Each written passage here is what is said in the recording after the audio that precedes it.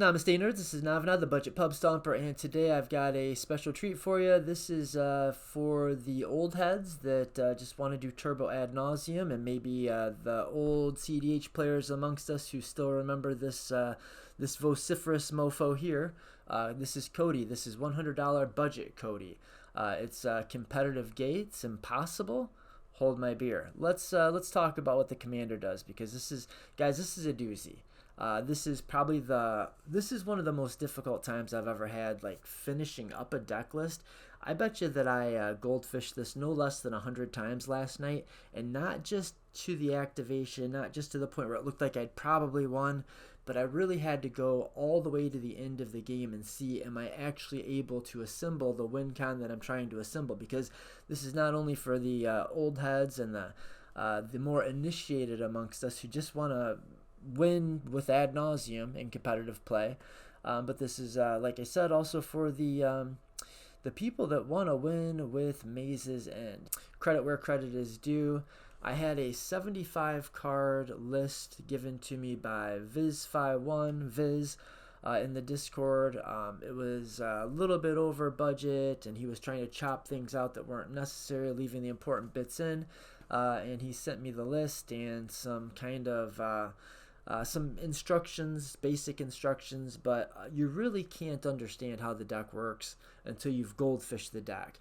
So I want to explain. So it's a little bit complicated, and it's difficult to get your head around at first how the deck tries to win, what it's actually doing to activate Codie and go for the win. But once you understand that, that part's simple. The part that gets really complicated in game, like while you're actually trying to play the deck, is assembling your literal win-win. When you do the thing, but you're trying to assemble. I don't want to spoil. I don't want to work ahead. So while you're trying to assemble the win, we'll get to it. First, let's talk about Codie. Do I want to give you a history lesson, or do we just want to get right directly into the book burning? This is Codie Vociferous Codex. It just is a 3-mana artifact creature. Legendary says you can't cast permanent spells. Now that's only, it does matter. It limits a little bit what your options are to win the game, or how you choose to win the game, or it threatens to. There's ways around that, and one way that you could definitely choose to build this deck in the way that I've the way that I would have done it myself if it would have just been me, but Viz had this other thing that he was doing, so and we'll talk about that. Let's read the card. Codie Vociferous Codex, again, 3-mana artifact, legendary artifact creature. You can't cast permanent spells while Codie's in play. It has this ability 4 and tap to add Wooburg mana. When you cast the next spell this turn, exile cards from the top of your library until you exile an instant or sorcery card with lesser mana value. Until end of turn, you may cast that card without paying its mana cost. Put each card exiled this way on the bottom of your library in a random order. Now that sounds an awful lot like it's just 4 mana, tap, add Wooburg, and then the next thing you cast has Cascade. But it's actually not Cascade, because it's only going to specifically hit sorceries and a sorcery or an instant, and that's critical. The deck wouldn't work if it were just Cascade. I mean, we might be able to make it work in some other way. It wouldn't be able to do the thing that we're doing with it in this deck if it were actual factual Cascade. Now, the reason I'm looking at Codie here is because I wanted to start bringing you guys like actual legit decks that were not just the flavor of the week or the flavor of the month, but that were kind of known to be effective budget competitive options, like real solid choices that you can actually enter into your local tournament and pub stomp them, if it's a $100 budget tournament, of course. And this is that. This is one of those times. Well, this was for a long time considered the fastest thing you could do at $100, or it was like rivaling or right up there with some of the other fastest things you could do. It was on par with like Morrowind and Selvala back in the day. There have been some problems. A lot of the rituals got very expensive, so we're limited to what kind of rituals we can play. A lot of the cards that we used to want to play in this type of deck, like Culling the Weak and some of those type cards that were sort of easy ways to get rid of Codie so that you could then use a more permanent based win condition, just got expensive. And the old win conditions that we used to use I never played the deck, but that used to be used with the deck, like, well, Thassa's Oracle got very expensive, and then even the kind of stand-in for Thassa's Oracle, which was like, it was Thassa's Oracle the first time I ever saw anybody play this at $100, but Thassa's Oracle used to be like $4 back then. But it switched then to Dualcaster Mage Twin Flame. But there's problems with that. First of all, Dualcaster Mage is up to like $5. And secondly, you have to get rid of your Codie in order to be able to cast permanent spells, and Dualcaster Mage is a permanent spell. So that's kind of one of the ways that the deck is fighting with itself, or ought to be fighting with itself. And this version of the deck gets around that in a way that I'll explain maybe now. We're going to win the game literally with Maze's End. So in order to win the game with Maze's End, if you're not familiar with the card, and if you're a casual player, you probably are, and if you're more of a competitive player, I had no idea that what this card was. Okay, this is Maze's End. It's a land, it enters tapped, it's tap, add a colorless, or, this is the important part, 3 colorless and tap, return this land to owner's hand, search your library for a gate card, put it onto the battlefield, then shuffle. If you control 10 or more gates with different names, you win the game. That's literally how we're going to win the game with this deck. Sounds far-fetched? Well, there's been a lot of, it is far-fetched. It's difficult. It was complicated, but I've got it working. And working fast. Like, this was always touted, if that's the right word. It was always explained to me as a turn 3 deck, even at $100. And I don't think that's realistic anymore, but I think that, I mean, sometimes it goes off on turn 3. I don't think you're going to be able to get this to average turn 3, but there's very few decks. It's even Selvala doesn't literally average turn 3 kills, or Marwyn. We're not literally at turn 3 on average, and Codie really will get it done very consistently on turn 4, and oftentimes quicker. But I would look at this to have the like the general basic most likely cadence for the deck, at least the way that I'm running it right now, is turn 4 with some exceptions, meaning turn 3. It's very rarely going to take you 5 turns to put this all together. Really, the thing you need to do is you need to get Codie in play, and then you need to activate Codie. Once you've activated Codie, you need to be able to cast a spell that costs 1 mana. And it's not 1 mana or less, it's got to literally be 1 mana. Okay, so let's talk about what the strategy, or kind of what the main play line, what your main objective is when you're playing this deck. What you're going to do, you're going to slam Codie as fast as you can, but you do also need permanent mana, or an abundance of non-permanent mana. What I mean is, if you use a blood pet to get this guy down on turn 3, but that blood pet isn't there for turn 4, if you use a blood pet to put this guy down on turn 2, and you don't have the blood pet then on turn 3, you may not be able to activate Codie on turn 3. So the dorks are better, but we do want to just have plenty of ways, like rituals and mana batteries, and the hope, when you're trying to look for that turn 3 win, the hope is that you actually start with something like a blood pet and a simian spirit guide, so you can put Codie into play on turn 3, and then say use the simian spirit guide to activate Codie on turn, I keep saying it, okay, cut, right. So the hope is that you'll have the blood pet to get a turn 2 Codie into play, and a ritual in hand, so that you can go Codie on turn 2 and still be able to use the simian spirit guide to activate the Codie on turn 3. Got it. Got there. We got there. Thank you for patiently hanging in there with me. I know the people that are looking for a turbo deck, obviously patience is not your forte, but you may have noticed by now, brevity is not mine. So I think touche, right? Now, the best thing you can really hope for is to have a turn 1 dork into turn 2 Codie, and then get a turn 3 activation, which is not that hard to do. Like I said, it does happen. Now, that sounds really simple. It sounds like it should be very easy. But it's not as easy as it sounds, because there is one other thing you need. You have to then be able to activate Codie with exactly a 1 mana spell, and it can't be a permanent spell, because Codie says while it's in play you can't cast permanent spells. So you need, like, the ideal start is going to look like this. It's going to be turn 1 dork, turn 2 Codie, turn 3 activation, so you'll have 4 mana on turn 3. You'll tap and activate Codie to generate Wooburg. Then you're going to have some way to untap Codie, so you'll either need an untapper for Codie, like just for instance a Claim the Firstborn. So you can take your 5 mana that you've got, you can take the red out of your Wooburg, cast Claim the Firstborn, which will trigger Codie.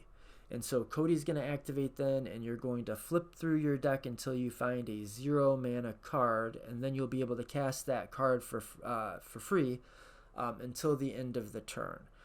So then you'll have an untapped Codie and 4 mana, which you can then use that 4 mana to put into Codie again, tap and activate the Codie again, and go back up to Wooburg. So that's like not that difficult, right? But you do have to have all of these things together. You're going to basically need enough mana to get your Codie down and activate your Codie on the next turn, and then you're going to need an untapper and ideally another mana, but there's ways around that even, but ideally another mana so you can cast another 1 mana thing to activate Codie a second time. I think we're just going to have to show some goldfishing so that you can really understand this. It's kind of difficult to wrap your head around, but the idea is something like this. When you activate Codie, you put your 4 mana into Codie, you get your Wooburg mana, then you cast a 1 mana, preferably untapper, like Claim the Firstborn. It can be, there's lots of them. There's instant speed ones, there's sorceries, but you've got Claim the Firstborn, however you pronounce this thing, not Quicken, Cerulean Wisps, there's lots. Shore Up, Vines of the Recluse, Stony Strength, you get the idea. Ornamental Courage, Dream's Grip, any of these spells that allow you to untap Codie. They don't just untap Codie, though, they also trigger Codie. And so when you trigger Codie with a 1 mana spell, that's going to cause you to flip through your library until you hit a 0 mana instant or sorcery. Now there are only 2 in the deck, but there are 2, and you need to fire them both off on the same turn most of the time. There's ways around that. But the easiest, kind of cleanest way to win the game with Codie is to activate Codie with an untapper, have an extra mana beyond the mana that was required to activate Codie, and then cast any 1 mana spell after that. Let's say you do the Claim the Firstborn, you untap your Codie, use that 4 mana to activate your Codie, and then use one of those mana to activate Codie again, say by casting well, the second one doesn't really matter. It can be, ideally, I think it's a untapper, because then when you go into the second part of this complicated thing that is Codie, you'll have an untapped Codie, which is useful, because you're going to need to mana fix and ritual and find ways to cast things. But again, we're going to activate Codie, we're going to cast an untapper. The untapper is 1 mana. It's going to find one of 2 0 mana things, and there's only 2 in the deck, and they are Profane Tutor, which, because it doesn't actually have a mana cost, because it's a suspend spell, this will cast, you'll be able to cast this off of Codie's activation. This is considered a lower than 1 mana spell when you flip into it. So this is going to be a free tutor. That's really what it is. It's basically going to give you Ad Nauseum, but we're not quite just going to go Profane Tutor into Ad Nauseum, because we won't have 2 black mana all of the time. Codie makes Wooburg, so we'll usually need to use Bring to Light. So this will actually be the spell that you tutor with the Profane Tutor. So you'll Profane Tutor into Bring to Light, then you'll cast the Bring to Light, and that will find and cast Ad Nauseum. Okay, And once we have found and cast, well, no, I'm getting ahead of myself. While you have the Profane Tutor, Codie says you can cast it anytime until the end of the turn. It doesn't cast right away. You cast another 1 mana thing. Let's say it's an untapper. We cast Leaping Ambush to untap Codie again. Then we get another trigger, and we'll have another 4 mana. We'll still have 4 mana that we can put into Codie to make another 5 mana. So we'll be back up to 5 mana. And this will get us a second spell. And that second spell is going to be the only other spell we can hit that is 0 mana, and that's Hypergenesis. So that's the way the deck wins. That's all you have to do. That's all you're looking to do is play your Codie out, hopefully on turn 2. In order to have all of the pieces, what I have found is most of the time it's going to take until turn 4 to be able to actually activate Codie and cast an untapper, and then cast another, preferably untapper, but another 1 mana spell. But sometimes if you do have like a dork and a ritual and your claim or whatever, your untapper and another 1 mana spell, then you can go off on turn 3. It's not impossible, it's not that difficult, it's just not consistent. Consistently we're able to do this on turn 4 if we mulligan appropriately and know what we're doing with the deck. So once we activate the Codie and we untap the Codie, the spell that we cast to use to untap Codie is going to find either Hypergenesis or Profane Tutor, whatever's on top or closest to the top. Then we'll have either Hypergenesis set aside or Profane Tutor set aside, and we will cast another 1 mana thing, again probably or hopefully an untapper. If not, that's fine though, as long as we have another mana, because we do need 5 mana. But then the second spell that we cast that is 1 mana has to be a 1 mana spell, so the deck is chock full of 1 mana spells. When we cast the second 1 mana spell, so we'll activate Codie, untap it, find one of our two less than 1 mana spells, use the 4 mana that we have remaining to activate Codie again, producing Wooburg, and then we will cast another 1 mana spell, hopefully an untapper. Then that 1 mana spell is going to activate Codie's ability, which will cause you to flip through your deck until you find another less than 1 mana spell, and that 1 mana spell will be the other of Profane Tutor and Hypergenesis. So we will have both of these spells set off to the side where we can cast them both on the same turn, on this turn where we activate Codie. What does that do? Well, we're going to make sure that we do the Profane Tutor first. We're going to find Bring to Light with the Profane Tutor. With the Bring to Light and Wooburg mana, because Bring to Light, if you're not familiar, says search your library for a creature, instant, or sorcery card with converted mana cost less than or equal to the number of colors of mana spent to cast Bring to Light. Exile that card, shuffle your library, you may cast that card without paying its mana cost. So you have to actually spend exactly Wooburg on Bring to Light to find and cast a 5 mana spell with Bring to Light. The 5 mana spell that we will be finding and casting is Ad Nauseum. Then we cast Ad Nauseum with Hypergenesis still set aside, waiting for us to cast whenever we want until the end of the turn for free. So we're going to Ad Nauseum, and the deck Ad Nauseum's like no other deck. Let's see if okay. So the entire mana value of the deck is 84. The deck's total mana value, all 100 cards added together, add up to 84. So the average mana value of the deck, with Ad Nauseum taken out, it drops to 0.81 per card that you get off of Ad Nauseum. In fact, it's lower than that because when you activate, you're not just going to get the Ad Nauseum out of the deck, but you're also going to get the Bring to Light out of the deck. So those are the two 5 mana things in the deck. So if the average mana value of the deck is 0.85, and then if we count the Ad Nauseum, it drops to 0.81. So that's a 0.04 drop. Then probably taking the second 5 mana spell will drop us not quite that 0.04, but close to it. maybe 0.03.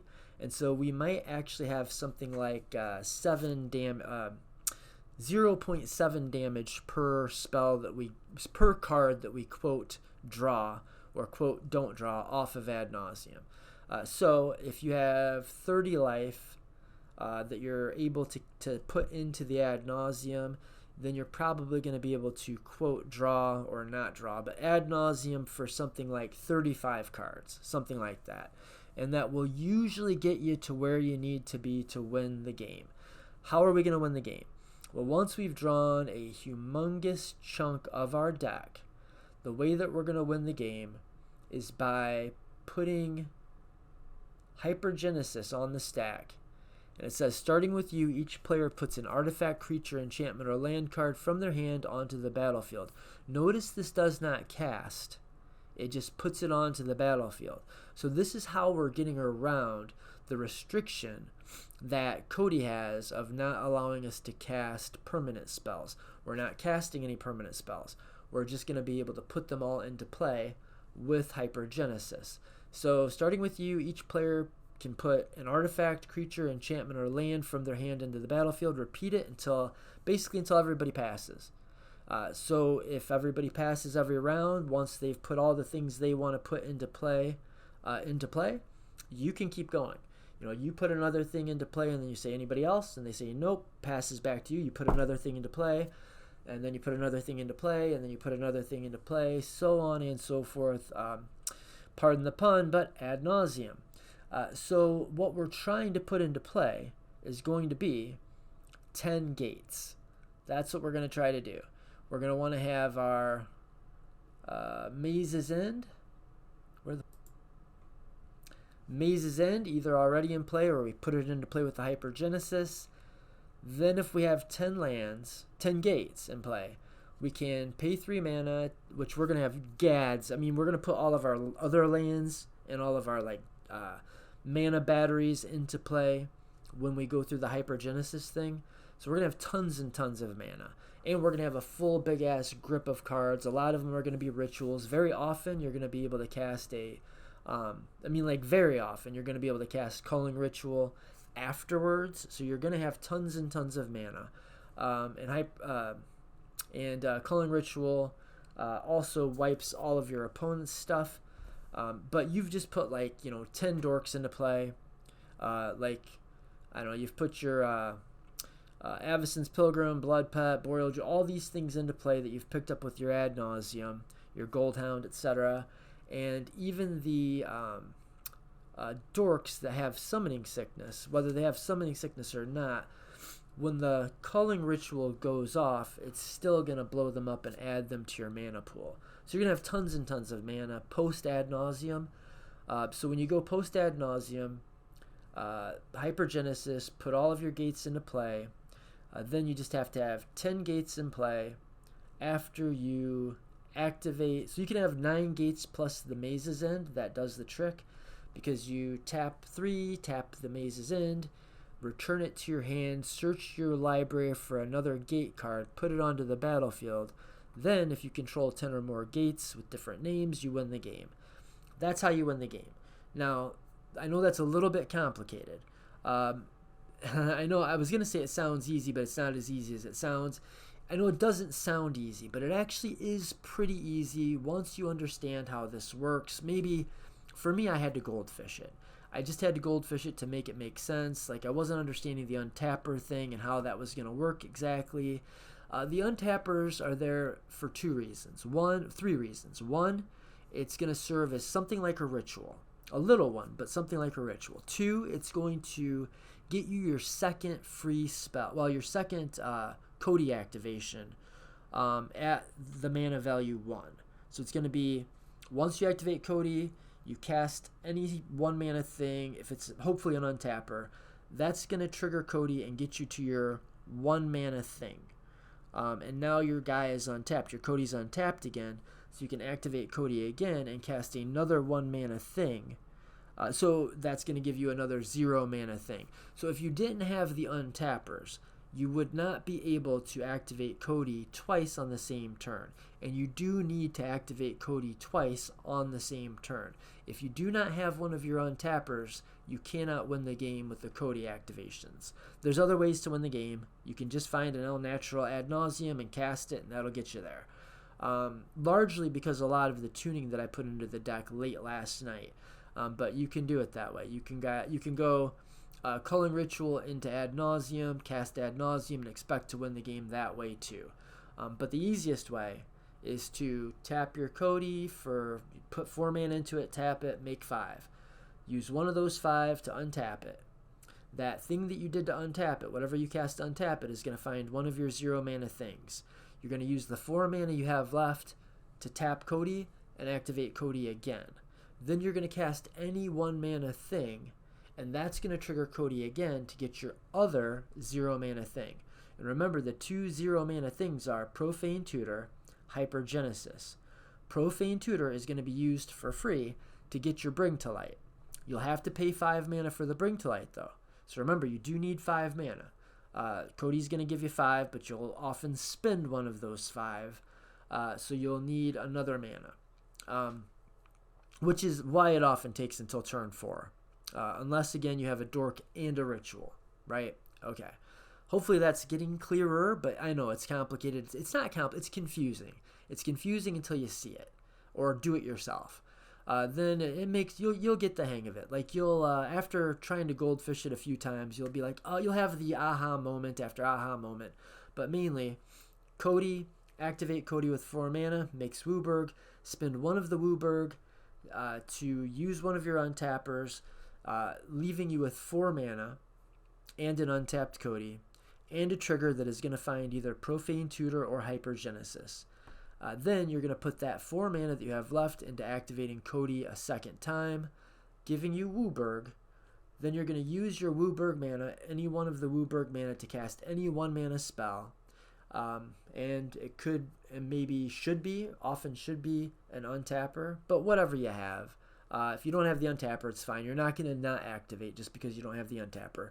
Then you're going to cast your Dajiro's Resolve, which is going to give you another trigger and untap Codie. That other trigger is going to get you your Hypergenesis or your Profane Tutor, so you will have Profane Tutor and Hypergenesis every time as long as you are able to activate Codie 2 times, and all that requires is 4 mana and an untapped spell in your hand. It's all you need to activate and get your Hypergenesis and your Profane Tutor. But remember, you're only going to have 4 mana floating at that point. So you will need 1 more mana to cast your Bring to Light. Once you cast the Bring to Light, that's going to find your Ad Nauseum. You're going to rip the Ad Nauseum. You're going to go through a humongous chunk of your deck, draw 35 cards. Not draw. Ad Nauseum doesn't draw. It says reveal the top card of your library, put that card into your hand. You lose life equal to its converted mana cost. You can repeat that process any number of times. So you do that, and you're hoping, while you're going through this, what you're really hoping for, you're hoping to get all of the gates that you need before you kill yourself with Ad Nauseum. And very often, it just happens, and it works like a charm, and it's no problem. Some of the time, it doesn't work out that way. Sometimes you get 8 gates or 9 gates, or you get the 10 gates, but you don't have the mazes in. And that's why I did a lot of gold fishing and a lot of tweaking on this deck. So that part of the game plan, if you just do that, that's not going to take you very long to understand. It's not going to be that hard to get the hang of, and it is going to win the game. Just that. That's all you really need to know in order to win the game a very high percent of the time. On turn 3 or turn 4, very consistently, but more like turn 4 most of the time. If that's all you know, if that's all you understand when you start playing the deck, and I'd say just make sure you at least understand that. And then how to resolve Hypergenesis, but that's pretty easy. You're just going to put everything you want into play. All of your shit goes into play. You have this huge hand from Ad Nauseum, and you've got all of your permanents that you drew with the Ad Nauseum are in play. And if you've got your 10 gates and your Maze's End, or your 9 gates plus the Maze's End, you'll definitely have 3 mana, no problem. Because remember, you put all of your lands into play, you've got all your rituals in your hand, you'll activate the Maze's End, you'll win the game. But maybe 30% of the time, you're going to whiff. You're going to whiff in some way. Not whiff, but like you're going to not get exactly the 10 gates. Well, the 9 gates in Maze's End, you won't get all of them. You won't have all of them. You'll be missing 1 or 2 of them. Now, I even put, I've got some cards in the considering that are literally here for you to think about putting in the deck until you really get good at playing the deck. Things like Open the Gates. Things like Malevolent Rumble. Things like Once Upon a Time. That are going to make it just a little bit easier to find the gates that you need in order to win. To literally win the game. To get the actual GG, you've done it, you've won with your gates strategy. Because it very consistently is going to Ad Nauseum and Hypergenesis on turn 3 or turn 4. But you will not always hit the number of gates that you need.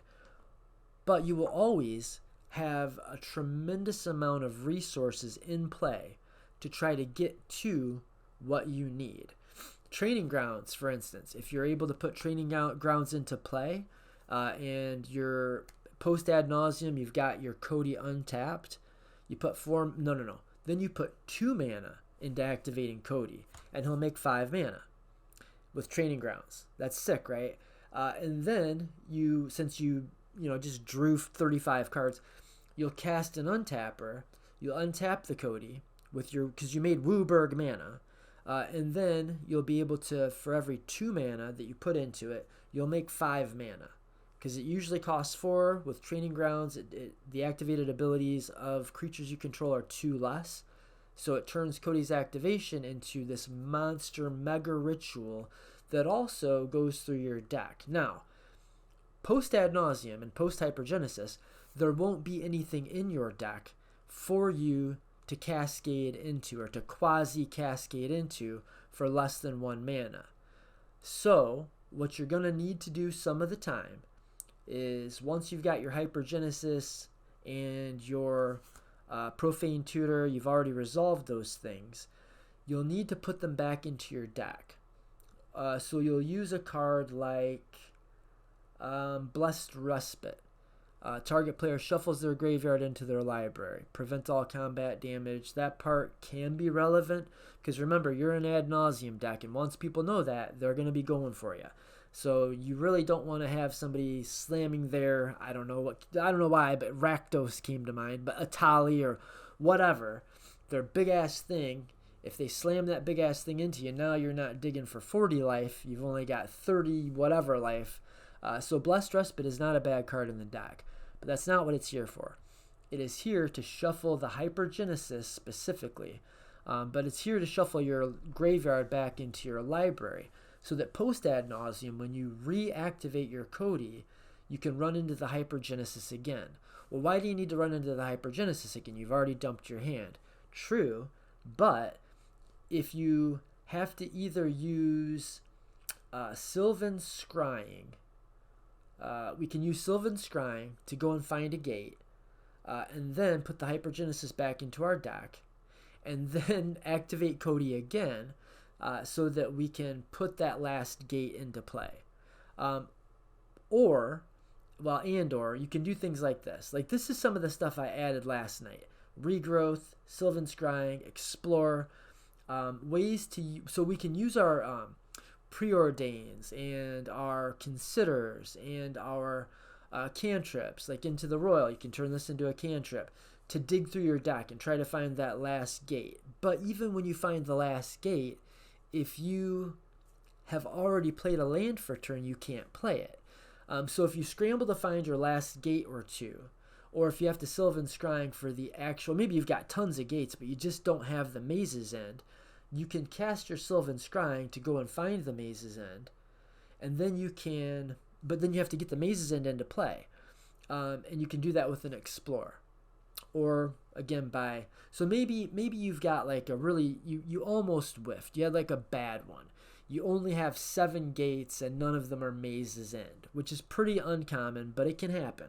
Then you can do this thing where you're untapping Codie and activating Codie, fail to find. untap Codie, activate Codie, fail to find. But you're generating the mana and the colors of mana that you need to cast your Preordain, and to cast your Ponder, and to cast your Explore, and you're looking for, and to cast your Sylvan Scrying, and you're looking for that last couple few lands, and you dig, and you find all these lands. Maybe you've preordained, and you go preordain into, I don't know, you preordain, you find a gate. You cast a Sylvan Scrying, you get your Maze's End. And then you cast your Regrowth on the Sylvan Scrying, and then you cast the Sylvan Scrying again in order to find your last gate that you need. You made it. Okay, now you've got 3 gates in hand, but you've already made your land drop. Now what? So now you've got to cast either Explore, and then regrow the Explore and Explore, something like that, or you've got to just cast the what's it called? Blessing? Something blessing? The one we were just talking about anyway. Blessed Respite. So yeah, then you cast your Blessed Respite. You shuffle your graveyard back into your library, and then you activate Codie with a 1 mana thing, and that is going to find either Profane Tutor, or it'll find your Hypergenesis. Then you can untap Codie again. Remember, you've already cast the Hypergenesis the first time. You've got all kinds of shit in play. You've got tons and tons of lands in play, tons of dorks, tons of rituals in hand, mana batteries. Mana is not going to be an issue. But then so you have to get the Hypergenesis back into your deck. You have to dig until you find your lands that you need. You have to activate Codie again post Ad Nauseum, untap him, activate him again post Ad Nauseum. Sometimes you have to do it twice because you hit the Profane Tutor the first time, and maybe you don't need the Profane Tutor. If you do, great. Use the Profane Tutor also then at that point to go and find another gate. And then you'll get your Hypergenesis off, and however many gates that you had to dig for, maybe you had to dig for 3 gates. And then maybe you had to Profane Tutor for your Maze's End. Well, once you get the second activation of Codie, you'll be able to tutor for one of your things that you need, and then Hypergenesis again, so you can put all of your gates into play after you have activated Codie and cast the Ad Nauseum the lion's share of your deck, cast the Hypergenesis, but just come up a little bit short on your gates. So again, these are cards that while you're getting the hang of the deck, Malevolent Rumble, Open the Gates, Once Upon a Time, these could make it a little bit easier for you to make sure that you find your gates. I don't want them in the deck for me now. I don't think I need them. If I was going to put, they'd be fine. They'd be fine. But you really want to be careful about how many 2 mana things that you put in the deck, because if people are trying to beat on you, you want your Ad Nauseum to be as light as possible. You want your converted mana cost to be as low as it can get, which is why I ended up taking cards like Wear Tear out of the deck, Abrade out of the deck.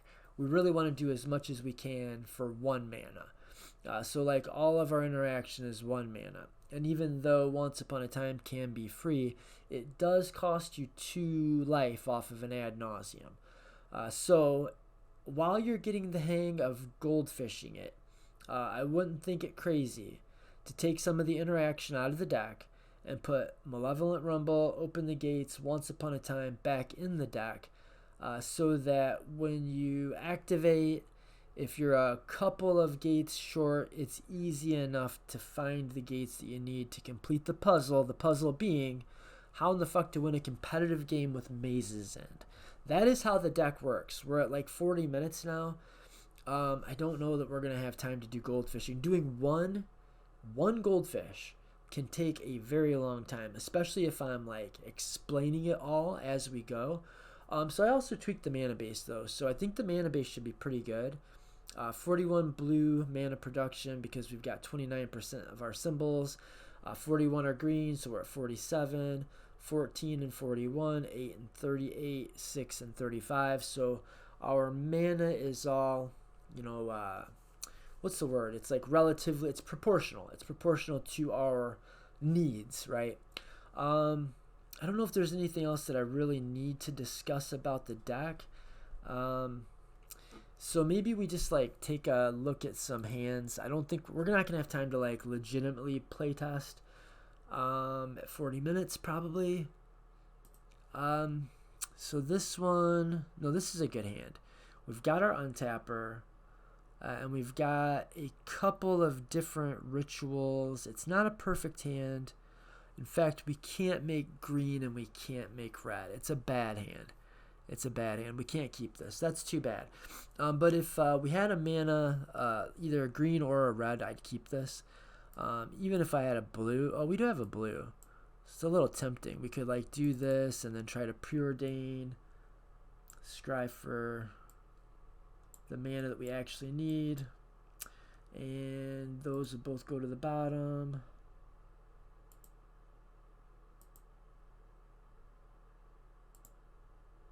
Draw a card. This was probably not a good, this would not have been a good keep. We wouldn't have kept this anyway. Yeah, here we are on turn 2, pretty fucking stuck. Turn 3. Could play the book. But here, even now, we're still just hoping to top deck. Wait, could we have done that differently?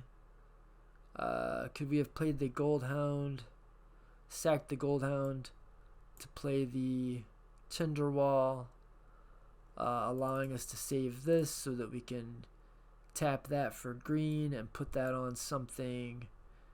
Yeah, I think we actually could have done it that way, and then gone to our turn 4, and been able to activate.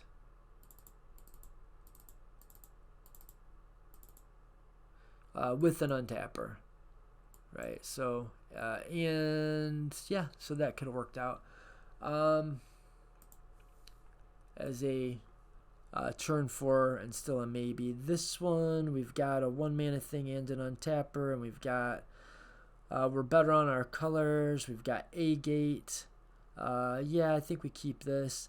The fact that, another thing that does make this deck, take until turn 4 more often than it sounds like it would take, because like how hard is it to just play a dork on turn 1 and then have another ritual of some sort? It's like, yeah, true, but we have gates in the deck, so we're going to be playing a lot of our lands tapped, right? But yeah, this would be a keep, but it looks more like a turn 4 most likely. Yeah, this would be a turn 4. It doesn't much matter what order we decide to do this in. We could go like that for turn 1, and then on turn 2. Yeah, so it looks like, that looked like we might have just gotten closer to a turn 3. And actually, maybe if I would have done this, I said it didn't matter, but if I would have done this instead of this, then maybe we could go, if I get 1, 2, 3, play the Codie out, I would have had to sack this. 1, 2, 3 for the Codie, and then put the dork into play. No, it's still going to take until turn 4. Yeah, so it didn't really matter. So what was my turn 1 play? This, and then this is turn 2. Yeah, and then turn 3.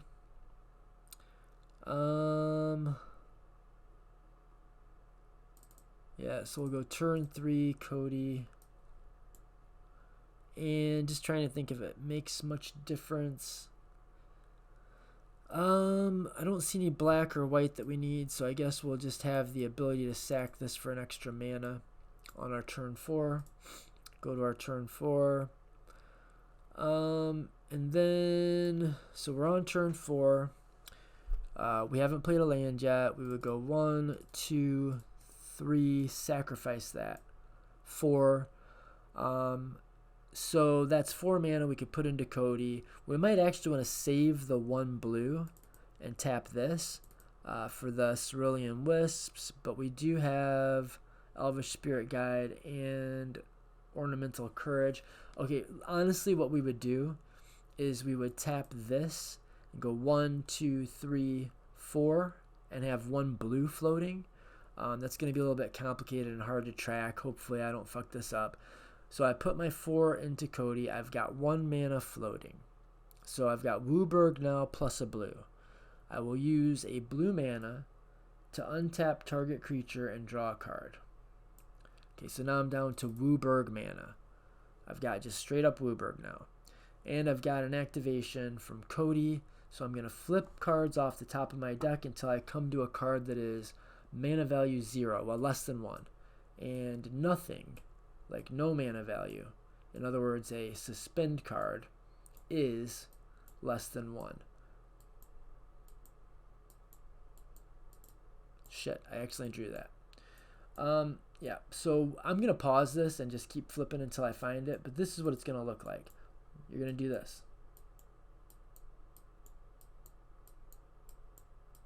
I guess I'm not going to pause it. Because how low could it possibly be? Okay, well, this is what you can just imagine me doing. I swear to God, it literally was the next card after I paused it. Okay, so we flipped all of these cards until we came to any card that is less than 1 mana.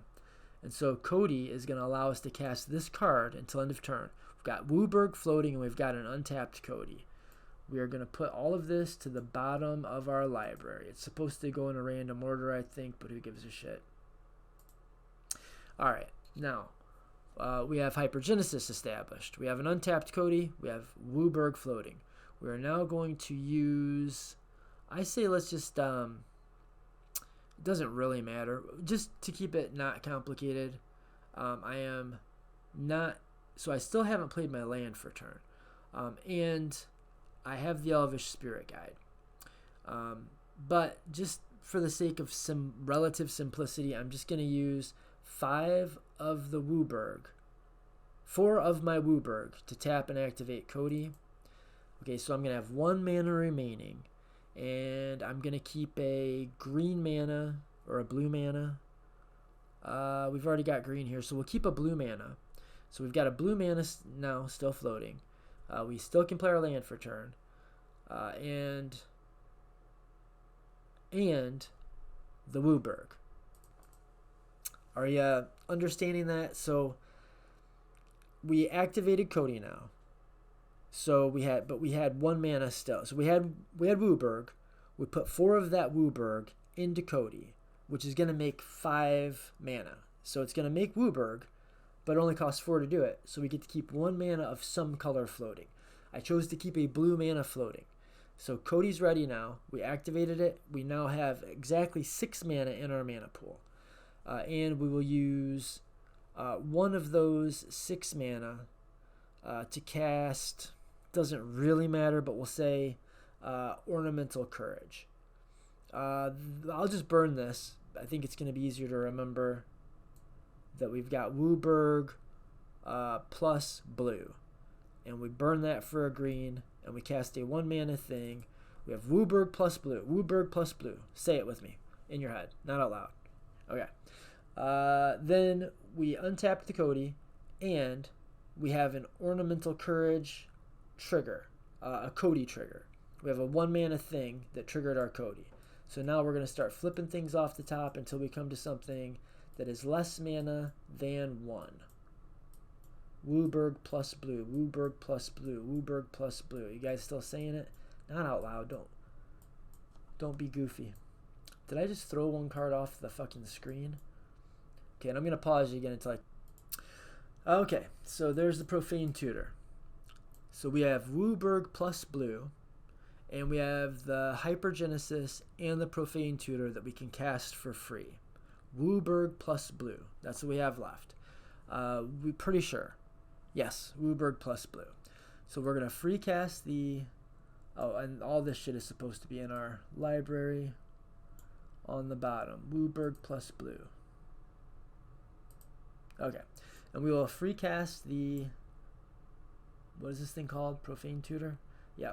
And that is going to find Bring to Light. I cannot wait to cast Bring to Light so I don't have to remember Wooburg plus blue. Okay. This is what we demonic tutored for, or, well, profane tutored for. And now we're going to cast this with the Wooburg. and we'll still have the 1 blue floating. So we cast that with Wooburg. Now what we could also do is we could use the Quicken to make sure that this is uncounterable. With our 1 blue, we could cast the Quicken, make sure that Bring to Light gets through. That's a thing you maybe should do. Well, you should do if anybody has blue mana untapped. Anybody that could counter your spell, if there's anybody that could counter your spell, do that. But we're going to cast the Bring to Light and still have 1 blue floating. I'm going to view all and find Ad Nauseum. Okay, and Ad Nauseum is going to be cast with the Bring to Light because we used 5 different colors of mana. So we can cast this because it's 5 mana. That's what Bring to Light does. And now we are going to Ad Nauseum off of who knows how much life we have. That's another thing that's a little bit tricky about goldfishing the deck, but let's see how we do. I don't know, let's say we can go to 35. So that's 0, 1, 0. We're taking 2. So these are all going in our hand. 3, 4, 5, 6, 7, 8, 9.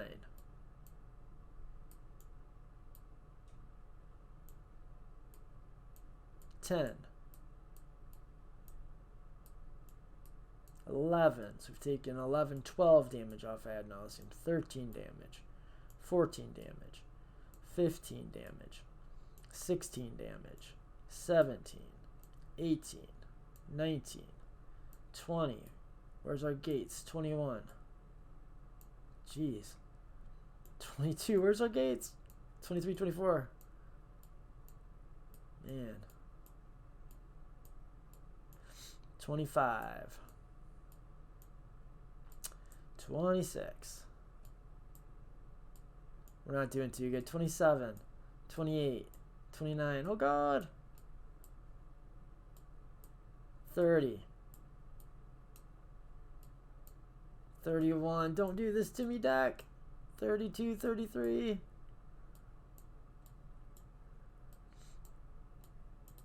Oh, that's not it. 33. 34. 35. Okay, I said we could do 35. So let's see how many gates we have. So this is all these cards are in our hand. Okay, 1, 2, 3, 4, 5, 6, 7, 8, 9. So fucking close. Oh wait, we've got 1 in play and 1 in our hand, and we haven't played our land for turn. So we could play a land for turn also. So we'd play our command tower for turn. Okay, so we haven't done our Hypergenesis yet. We're going to, all of these cards are in our hand. So we're going to play our command tower so we can back our Hypergenesis up. We are going to free cast our Hypergenesis. And now, man, we got there with Exacxes. Okay, so now we are going to just take turns with the table, putting permanents into play. But you're just going to put all of your shit into play. Everything in your hand just goes into play. I think we still have a blue floating too. Oh, the gates all come into play tapped, but it doesn't matter. You know, it wouldn't be a bad idea to play with... No, you don't need any of the untapped things. So all of these come into play. All of your dorks go into play. All of your lands come into play. Your soul ring goes into play. I'm glad I didn't have to show you how to dig around and try to complete the puzzle if you didn't quite get there, because we don't have time, guys. We're almost at an hour. But we put all of our gates into play, put all our shit into play, and then we activate Maze's End. 3 mana, tap, return this to your hand, search your library for another gate, put it into play, and then you win the game because you've got at least 10 gates. That's it, guys. That's the fucking deck. Now, if we had fizzled, if we had not fizzled, but like missed our last gate, we didn't find the 10th gate, or we hadn't had 1 in play, or 1 in play and 1 in our hand, or whatever it was, then we would have had to find a way to generate enough mana to start digging through our deck. And the best way to do that would probably have been, so we start with burn all of our Simian Spirit Guides. Don't put these into play. You burn the Simian Spirit Guide, you sacrifice your wild canters, generate mana however you can, and then you tap your Codie, and then you use that, so that 4 mana that you came up with turned into 5 mana. And then if you have more mana, you put, well, first you cast an untapper, and you untap your Codie, and then you put more mana into your Codie, and you tap them, and generate as much mana as you can in the various colors that you need, depending on the exact situation. And then you start digging. You start casting Preordain and looking. You're looking for that last deck, or that last gate. And you cast your, I don't know, your Ponder. And then you look at the, what is Ponder? Look at the top 3. Look at your top 3 cards. 1, 2, 3. Oh, there's a gate. We got one. We draw that, right? And so on. Or you use your, so you get all your your gates that you need by digging and Sylvan tutoring and regrowing your Sylvan tutor and exploring. And sometimes you'll be able to explore and just put your last gate into play that you needed. Sometimes you'll have to explore and then regrow and then explore to put the last 2 gates into play. Sometimes you'll need to do the thing I was talking about where we're at this stage of the game and we have to use the respite to put the cards into our deck, the Hypergenesis back into our deck, shuffle it, and then activate Codie, cast an untapper, flip, flip, flip, flip, flip, and hit your Hypergenesis again, and then use that Hypergenesis to put the last, 2 gates that you have in your hand into play.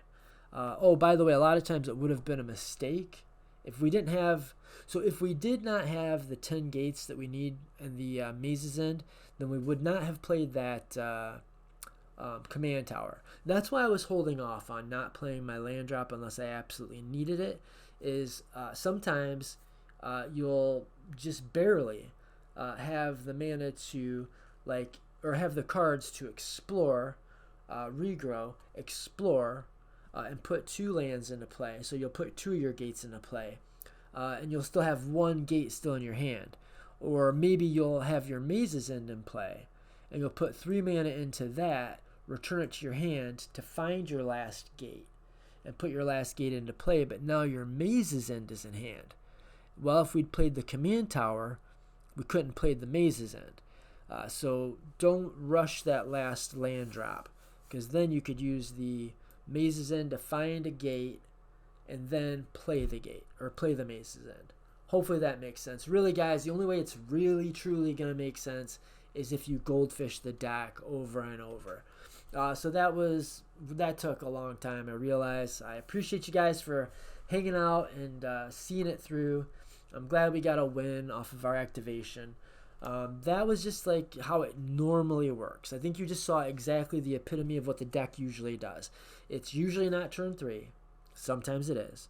And it usually is able to string together 10 gates with the Maze's End, but not always. And when it doesn't, that's when you have to start doing this weird shit like using cantrips and funneling your mana through Codie and untapping your Codie and putting the other mana through and using your, if you can get your training grounds into play, then it gets very easy to generate all of the mana you could ever want. Remember, you also did cast your Hypergenesis and your Ad Nauseum, so you've got tons of lands in play, and you've got tons of rituals in your hand. You've got dorks that, well, not dorks, but like the Wild Cantors of the world and the Tender Walls of the world, the Soul Ring, which you can funnel that colorless mana into Codie to get the mana that you actually need to cast like your Consider, to get another look and try to find that, that last land, that last gate.